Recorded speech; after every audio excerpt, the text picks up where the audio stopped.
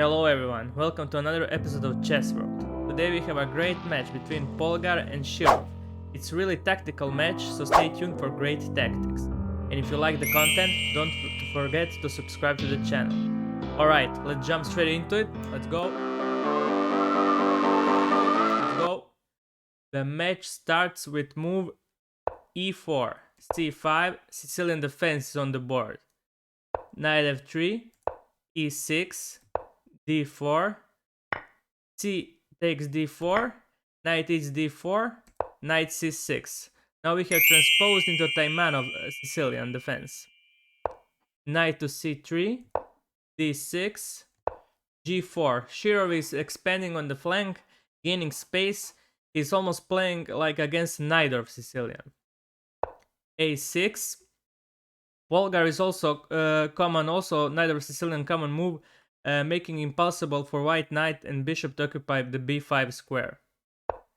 We have bishop e3, knight to g to e7, knight to b3, again similar knight of setup, b5, gaining space on the flank, f4, gaining space on the king side. We have a king side versus flank side battle, a bishop to b7, queen to f3. Kind of dangerous looking move, getting into the pin of the skewer of the bishop, but Shirov wants to castle queenside and have a queen to help him with kingside flank battle. So we can say this is a multi-purpose move. g5. First crazy looking move from Polgar. She is challenging Shirov to overextend, and then she will try to get it on his weak unprotected squares. So we have f takes g5. Knight to e5. Now we see the idea. Knight jumps in the center, attacking the queen and centralizing. Queen to g2. b4, gaining even more space on queen side. Knight to e2. Now h5, another great move from Polgar.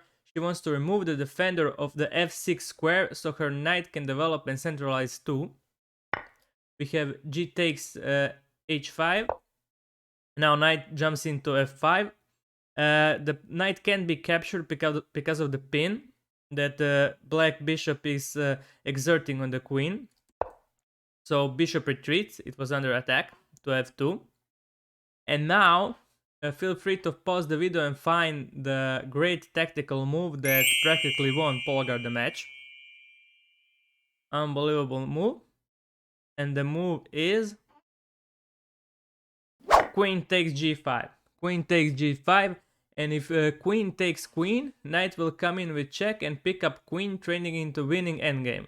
And we can notice that black knight still can't be taken because of the pressure that black light square bishop is exerting on white's rook. So Shirov has nothing better to do than to attack the bishop with the knight. Knight to a5. But now knight to e3, attacking white's queen. Queen to g3. And queen takes g3, practically trading down into a winning endgame. We have knight takes g3, knight takes c2 with check, king d1, and Polgar is winning the exchange and probably the game. Knight takes rook, knight takes bishop, b3. Polgar is trying to evacuate her knight. A takes b3, knight takes b3, king c2, attacking the knight and kind of moving a little bit forward to the center. And now knight to c5, offering trade of knights, and practically Shirov has nothing better to do than trade knights here, because at least he will ruin black's pawns a little bit, and that's he has to do everything he can to get back into the game.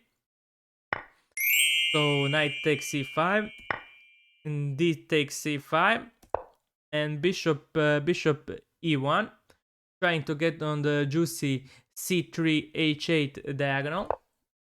Now knight jumps into f3, attacking the black's bishop, and bishop is coming into the diagonal to c3, attacking the rook.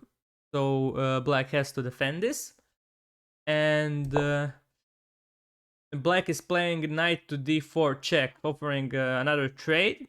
But if white trades here, he will fix the black's pawns, and this is over. And it's practically protected passer after c takes and e5. So king to d3. Now bishop to d6, trying to activate black's bishop. Bishop to g2, also activating white's bishop, getting on the long diagonal, trying some tactical ideas like e5 and winning the rook or winning the bishop. But Polgar plays bishop e5, just fortifying centralized knight and not giving in to these tactics.